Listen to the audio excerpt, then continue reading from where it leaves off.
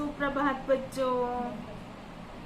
देखिए पाठ 1 वर्ण विचार एवं अक्षरिक खंड, इसके हमने 5 प्रश्न उत्तर समझे और लिखे। अब देखिए उसके आगे जो प्रश्न उत्तर हैं वो हम करेंगे, लिखेंगे भी और समझेंगे भी, और वो सब आपको कॉपी में करना है।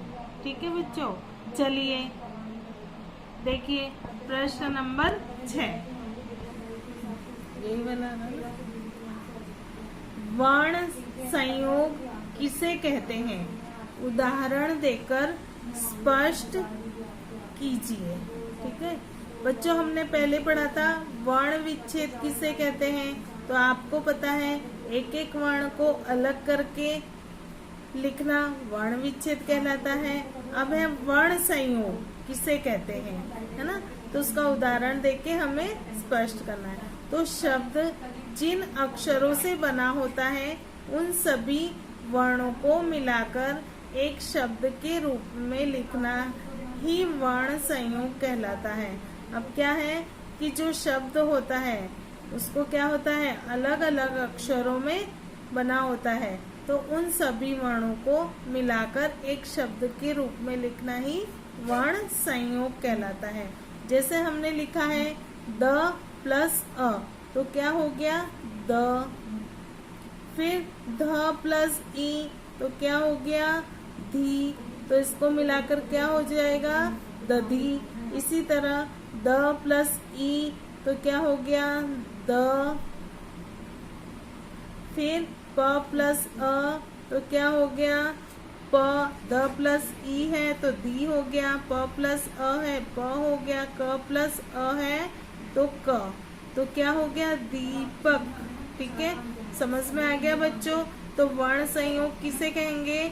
जब वर्णों को मिलाकर एक शब्द के रूप में लिखा जाए उसे वर्ण संयोग कहते हैं। ठीक है, अब देखिए मैंने होमवर्क में आपको दिया था ये कि निम्न शब्दों का वर्ण विच्छेद कीजिए, यानी वर्णों को अलग अलग करके लिखिए। तो पहला है धरती, तो क्या हो गया ध प्लस अ, तो ध हो गया। र प्लस अ, र हो गया। त प्लस ई, तो क्या हो गया धरती। फिर आशीर्वाद, तो आ प्लस श, तो क्या हो गया, देखिए आ है ही, तो ये हमने आ गया। फिर श प्लस ई, तो शी हो गया। फिर र, तो ये र आ गया। फिर व प्लस आ, तो क्या हो गया वा। फिर द प्लस अ, तो हो गया द, तो क्या हो गया आशीर्वाद। ठीक है, फिर चंचल, तो च प्लस अंग। ठीक है, फिर च प्लस अ, तो ये च च ल अ, चंचल हो गया। ठीक है, इसको इस तरह भी हम लिख सकते हैं च प्लस अ च, फिर ज प्लस ज, तो ज का क्या हो गया, ये अंक का बिंदु है। ठीक है, फिर च प्लस अ, तो च हो गया। फिर ल प्लस अ, तो ल हो गया। फिर समृद्धि, तो स प्लस म, स्म हो गया। फिर रू त, तो क्या हो गया मृ। स, तो ये आधा स है ही। फिर म प्लस रू, तो समृ हो गया। फिर त प्लस ई, तो ती हो गया, तो हो गया समृद्धि। फिर देखिए र, र के विभिन्न रूपों से दो दो शब्द बनाइए। तो देखिए धर्म, कर्म, राष्ट्र, प्रथम।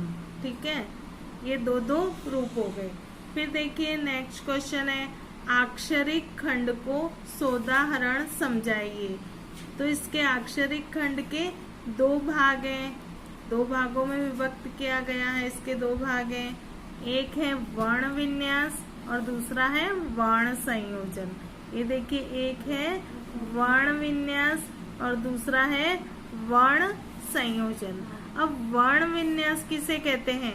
तो शब्द जिन अक्षरों से बना हो उन सबको अलग अलग कर देना ही वर्ण विन्यास या वर्ण विच्छेद कहलाता है। तो शब्द जिन अक्षरों से बना होता है उन सबको अलग अलग करके लिखना क्या कहलाता है? वर्ण विन्यास या वर्ण विच्छेद। देखिए इसका उदाहरण, जैसे है लक्ष्मी, तो ल प्लस अ, तो ल हो गया। क श, तो श हो गया। फिर म प्लस ई, तो लक्ष्मी हो गया। तो क्या हो गया? लक्ष्मी। फिर है यमुना, य प्लस अ, य म प्लस उ, तो मु न प्लस आ, यमुना हो गया। ठीक है। फिर देखिए वर्ण संयोजन, है ना। वर्ण विन्यास में क्या था? अक्षरों को अलग अलग करके लिखना। और वर्ण संयोजन तो जो अलग अलग अक्षर हैं उनको एक शब्द के रूप में लिखना। देखिए अब इसको देखते हैं। शब्द जिन अक्षरों से बना होता है उन सभी वर्णों को मिलाकर एक शब्द के रूप में लिखना ही वर्ण संयोजन कहलाता है। अब वर्ण संयोजन किसे कहते हैं? जो शब्द होते हैं उसको अलग अलग अक्षरों में लिखा होता है पर हमको वो एक शब्द में लिखते हैं, उसे क्या कहलाता है? वर्ण संयोजन। देखिए इसका उदाहरण देखिए, वर्ण संयोजन के उदाहरण, ज प्लस अ, तो क्या हो गया? ज। फिर न प्लस अ, तो क्या हो गया? न। फिर न प्लस ई, तो क्या हो गया? जननी। फिर श प्लस अ, तो श। य प्लस अ, तो क्या हो गया? य। न प्लस अ, तो क्या हो गया?